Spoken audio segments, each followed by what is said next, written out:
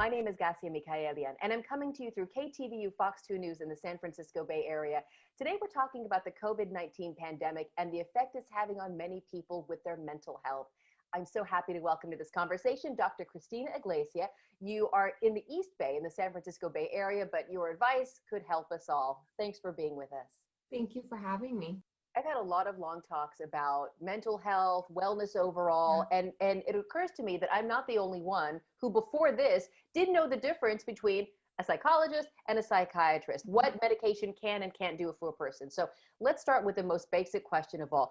As a licensed clinical psychologist, Dr. Iglesia, what is it that you can provide people who need help?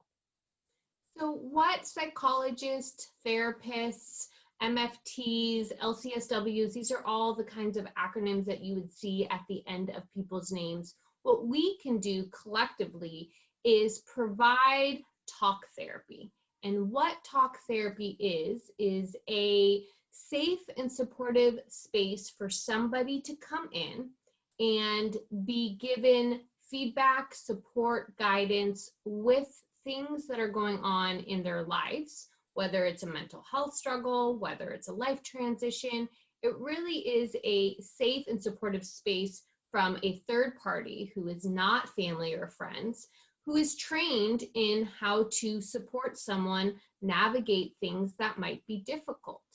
That is different from, like you said, a psychiatrist who is a medical doctor who primarily focuses on prescriptions to help alleviate any of the mental health symptoms that have become so distressing that potentially medication can help balance. Let's talk a little bit more about the medication aspect of this. I'm guessing you might be working with people who also see a psychiatrist. Absolutely.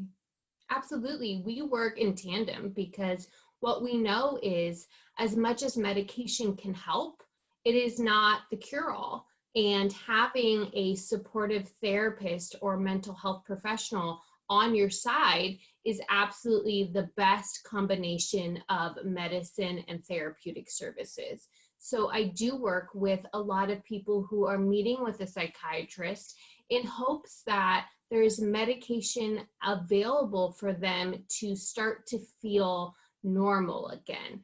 Just even the difference between feeling extremely depressed to hopefully back to a baseline is absolutely life-changing for somebody. And so therefore we need to be providing information so that the public knows that there are treatment options out there. And if you or a loved one is struggling, please know that there are people who are there to support you. What are some of the more widely prescribed antidepressants or anxiety medications? Right now, we're seeing a huge uptake in SSRIs being prescribed, and that is the family of Zoloft, Lexapro, Prozac. Why we think that these are being commonly prescribed during the pandemic is because they are relatively on the safer side, and they have a good onset of providing relief within the first few weeks of somebody who is struggling with symptoms of anxiety, stress, depression, lack of motivation, suicidality. It really covers kind of the gamut.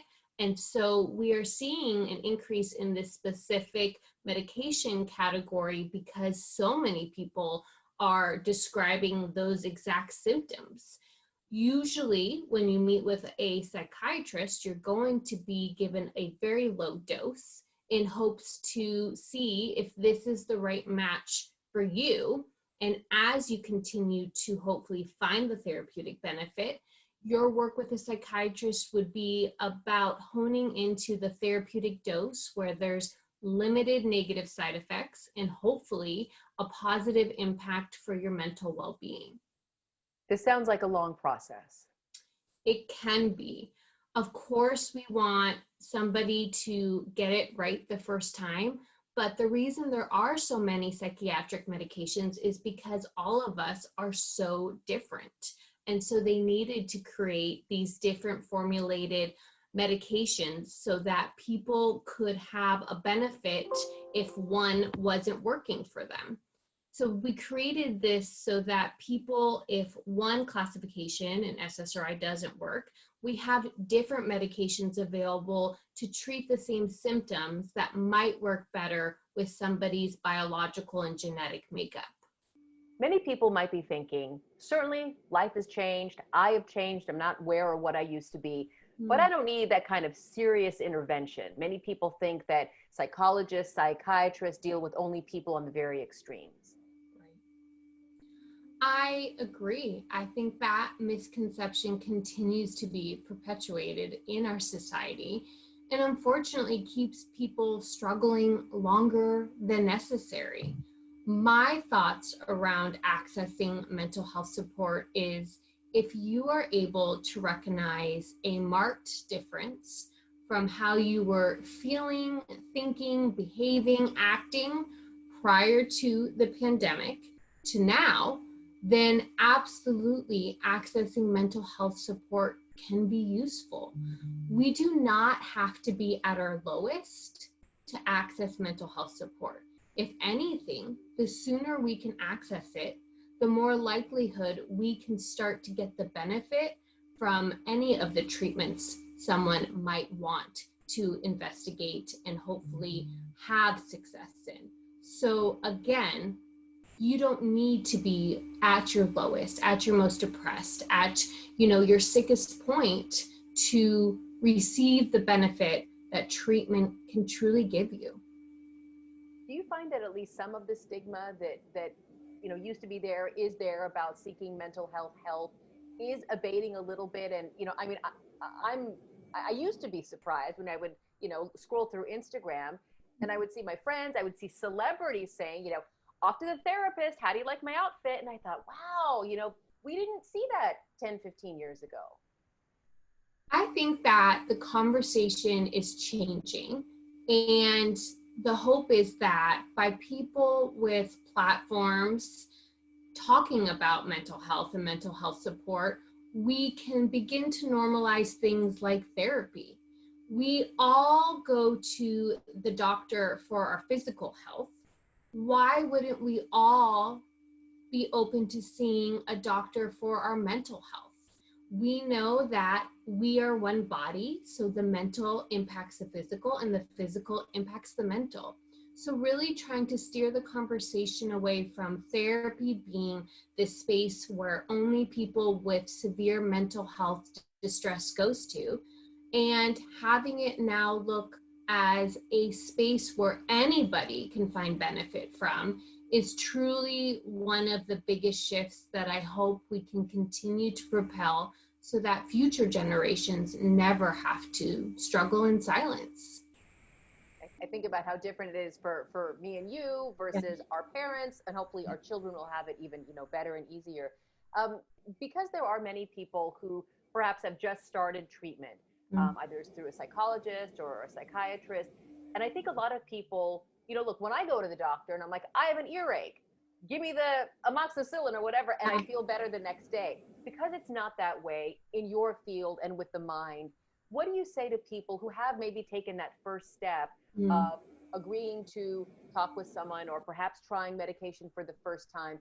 What do you say to those people who are likely very hopeful for a sudden, very positive change? The first thing I say to anybody who I work with is congratulations. You made such a huge step for yourself. We have to allow people to know that seeking support, whether it's physical or mental, is absolutely the best thing they can do.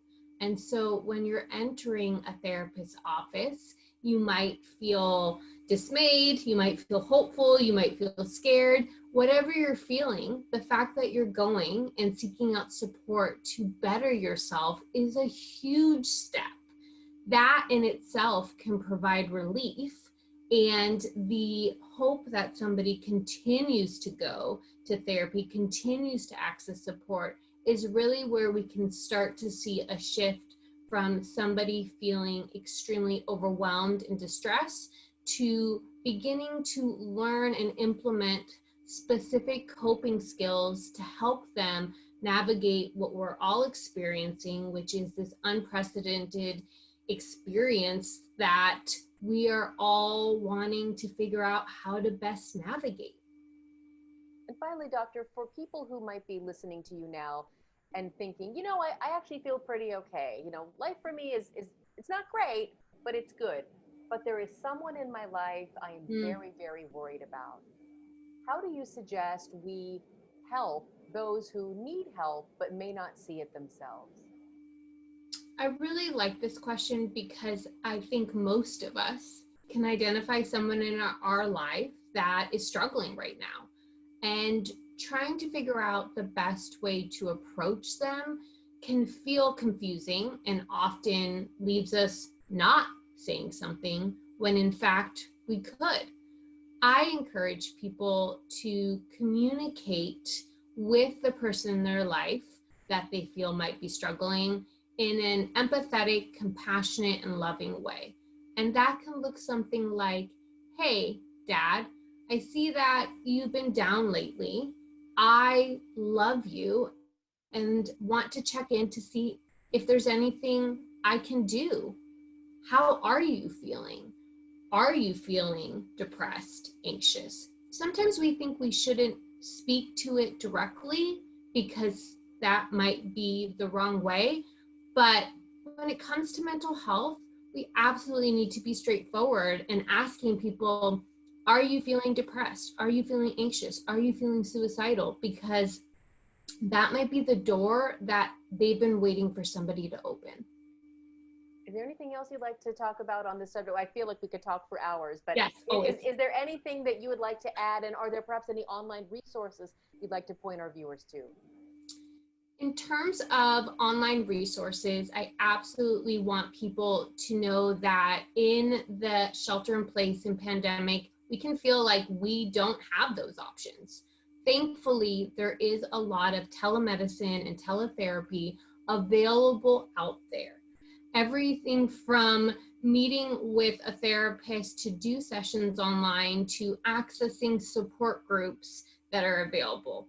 So going into your internet browser and looking up mental health support during COVID, you might find yourself at websites like NAMI, Mental Health America.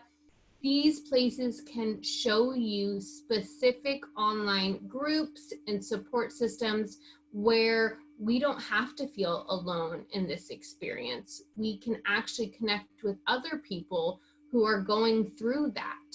Always know that the suicide helpline and the crisis text line is available 24 hours a day, every day. I can't stress that enough, that you don't have to wait a minute longer if you are feeling like you're struggling too much. We have resources during the pandemic, and it's about reminding people that therapists, psychiatrists, crisis workers, we're here, and hopefully somebody or yourself can help direct you to where you can access ongoing support so that you don't have to continue to feel however you're feeling right now.